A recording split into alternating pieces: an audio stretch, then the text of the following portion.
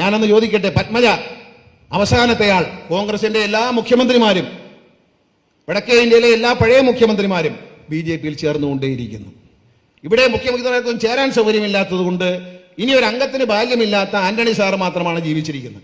അദ്ദേഹത്തിന്റെ മകനെ, ആരോഗ്യവാനായ മകനെ കൊടുത്തുകൊണ്ട് ആ നേർച്ച നടപ്പിലാക്കി.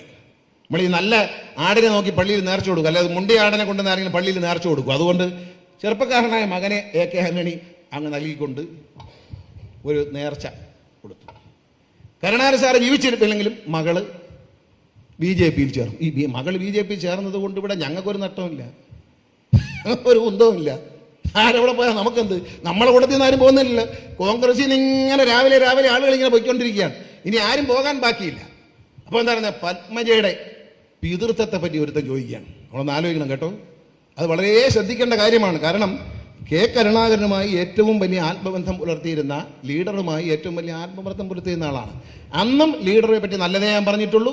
ഞാൻ LDF-ൽ നിൽക്കുമ്പോഴും ഇന്നും ലീഡറെ പറ്റി നല്ലതേ പറഞ്ഞുള്ളൂ. കാരണം എനിക്ക് ഒരാളെ പറ്റി അഭിപ്രായം രൂപീകരിക്കപ്പെട്ടാൽ എന്നും അത് തന്നെ ആയിരിക്കും, മാറ്റമൊന്നുമില്ല.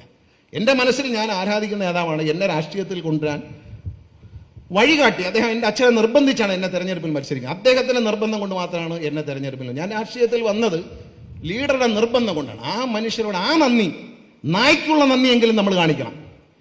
കരുണാകരൻ്റെ വീട്ടിൽ അങ്ങേരുടെ മകൾ BJP ചേരോ നക്സലി ചേരോ എവിടെ വേണോ പോട്ടെ, നമുക്കൊന്നുമില്ല. അവരെവിടെ പോയാലും നമുക്കൊരു കുന്തവുമില്ല LDF-ന്. പക്ഷെ ഞാൻ പറയുകയാണ്, ആരാണ് കോൺഗ്രസ്സുകാരെന്ന് തിരിച്ചറിയാൻ വേണ്ടി പറയാം. കേരളത്തിലെ ജനങ്ങൾ മനസ്സിലാക്കണം, ആരാണ് കോൺഗ്രസ്സുകാർ. നന്ദി കെട്ടവരാണ്, വോട്ട് ചെയ്ത ജനങ്ങളോട് നന്ദി കെട്ടവരാണ്, വളർത്തിക്കൊണ്ടുവന്ന കയ്യിൽ പാമ്പിനെ പോലെ കടിക്കുന്നവരാണ്.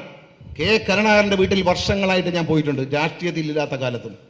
എന്നോടൊരു പുത്രതുല്യ വാത്സല്യം, സ്നേഹം ഉണ്ടായിരുന്നു. എനിക്ക് അത്ര ബഹുമാനം ഉണ്ടായിരുന്നു. കാരണം കേരളത്തിലെ ഏറ്റവും മുതിർന്ന 9 അസംബ്ലിയിലെ MLA-മാരുമായി കേരളത്തിന്റെ നിയമസഭയിലെത്തി 50-ലധികം MLA-മാരുമായി കോൺഗ്രസിനെ വളർത്തിക്കൊണ്ടുവന്ന കരുണാകരനെയും അദ്ദേഹത്തിന്റെ പ്രിയപ്പെട്ട പത്നി എല്ലാവരോടും സ്നേഹം മാത്രം നൽകിയ 2 സ്ത്രീകളാണ് നമ്മൾ കണ്ടത്. ഞാൻ മുഖ്യമന്ത്രിമാരുടെ ഭാര്യമാരിൽ ഏറ്റവും ഒന്ന് കരുണാകരൻ സാറിന്റെ ഭാര്യ, തറവാടിത്തത്തോടെ സ്നേഹത്തോടെ പെരുമാറുന്ന അമ്മ. അത് കഴിഞ്ഞാൽ EK നായനാരുടെ ഭാര്യ, ഏറ്റവും അന്തസ്സായിരുന്ന ടീച്ചർ. തങ്കപ്പെട്ട സ്നേഹമാണ് പെരുമാറ്റം. അങ്ങനെയുള്ള നല്ല വ്യക്തികൾ അവരെ അധിക്ഷേപിക്കാൻ ഇറങ്ങിയിരിക്കുകയാണ്. ആരാണ്? ഏതോ ഒരുത്തൻ പറയുന്നു കരുണാകരന്റെ മകളുടെ പിതൃത്വത്തിൽ സംശയമുണ്ടെന്ന് പറഞ്ഞാൽ അതിന്റെ അർത്ഥം അവൻ പറയുന്നു പൊളിറ്റിക്കൽ പിതാവും ബയോളജിക്കൽ 2 തന്തയുണ്ടോ? ഒരാൾക്കില്ലല്ലോ, ഒരച്ഛനല്ലേ ഉണ്ടോ? ഇവനൊക്കെ പൊളിറ്റിക്കൽ തന്തയും ബയോളജിക്കൽ തന്തയും ഉണ്ടോ?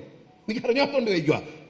കരുണാകരൻ സാറിന്റെ മകളുടെ പിതൃത്വത്തെ പറ്റി ചോദിക്കുമ്പോൾ അവിടെ നിന്ന് ഈ അമ്മയും ഈ മകളും വിളമ്പിക്കൊടുത്ത തിന്ന നേതാക്കന്മാരാണ്. ഇപ്പോഴത്തെ കേന്ദ്രത്തിലെ വലിയ നേതാക്കൾ ഇപ്പൊ കേരളത്തിൽ മത്സരിക്കാൻ വന്നിട്ടുണ്ട്. അയാളൊരു മറുപടി, രമേശ് ചെന്നിത്തല മാത്രമാണ് ശരിയായില്ല എന്ന് പറഞ്ഞാൽ, ബാക്കി നന്ദി കെട്ടവർ. നിങ്ങൾ കാണാം, അവിടുത്തെ സീനം തന്നെയാണ്. അവിടെ ചെന്നിട്ട് ചേച്ചി, പത്മ ചേച്ചി ഒന്ന് ലീഡറെ കാണണം. ലീഡറെ കണ്ടു കഴിഞ്ഞാൽ ഞാൻ പത്മ ചേച്ചിയുടെ കാലിൽ തൊട്ടു. ഞാനിത് കണ്ണുകൊണ്ട് കണ്ടവനാണ്. ചേച്ചി ഇത്ര മണിക്ക് ലീഡറെ കണ്ട് സീറ്റ് ചോദിച്ചാൽ കിട്ടുമെന്ന് ജോത്സ്യൻ പറഞ്ഞിട്ടുണ്ട്, എന്നെ ഒന്ന് കയറ്റി വിടണം. 6:30 മണിക്ക് ഉറങ്ങിക്കിടക്കുന്ന കരുണാകരൻ മുറിയിലേക്ക് ഒരു നേതാവിനെ കയറ്റി വിട്ടു. അച്ഛാ ഇതാ ഒന്ന് നോക്കൂ എന്ന് പറഞ്ഞ് കിടക്കുന്ന ആളിന്റെ കാലിൽ തൊട്ട് എഴുതു. ആരെ? എന്നിട്ട് പാർലമെന്റ് സീറ്റ് വാങ്ങിച്ച ആളുകളുണ്ട്. ഇതൊക്കെ കണ്ടവനാണ് ഞാൻ. രാഷ്ട്രീയത്തിൽ ഒന്നും കണ്ടതല്ല, അവരുമായിട്ടുള്ളൊരു കുടുംബ ബന്ധത്തിൽ. ഞാനിപ്പോൾ അവർ BJP-യിലല്ല എവിടെ പോയി ചേർന്നാലും ഞാൻ ചേച്ചി എന്നാ വിളിച്ചേ, ഇനിയും ചേച്ചി എന്നേ വിളിക്കത്തുള്ളൂ, അത് വേറെ കാര്യം.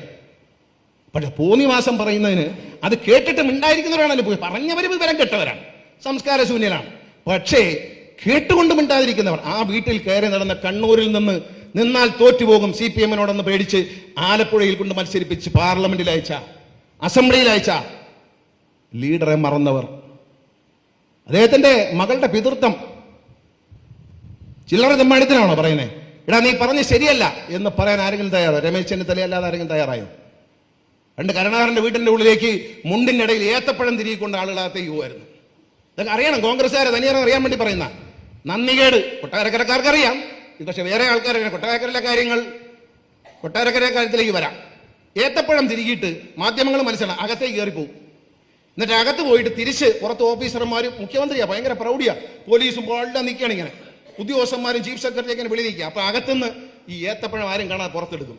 എന്നിട്ട് തൊലിച്ചേച്ച് ഇതിങ്ങനെ തിന്നുകൊണ്ട് അകത്തുനിന്ന് ഇറങ്ങുക. അതായത് അകത്ത് ചെന്ന് അടുക്കളയിൽ നിന്ന് ഫ്രൂട്ട്സും ഏത്തപ്പഴമൊക്കെ എടുത്തുള്ള സ്വാതന്ത്ര്യം ഇദ്ദേഹത്തിനുണ്ട് എന്ന് പുറത്ത് നിൽക്കുന്ന ചീഫ് സെക്രട്ടറിയും DGP-യും അടക്കമുള്ളവർ ധരിക്കണം.